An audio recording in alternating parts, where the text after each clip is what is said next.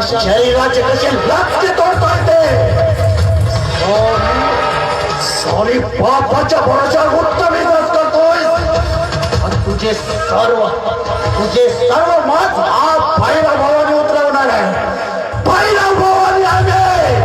भैरव भवानी शैतान की कार से बना हुआ ऐसा जंगली जानवर हूं मैं जिसने गिदड़ बन के इंसान को ही नोच डाला ना जीने दिया ना मरने दिया ना नसीब होने दिया तो खुद पानी और उसे खूंखार जानवर का नाम है दरोगा भैरव भवानी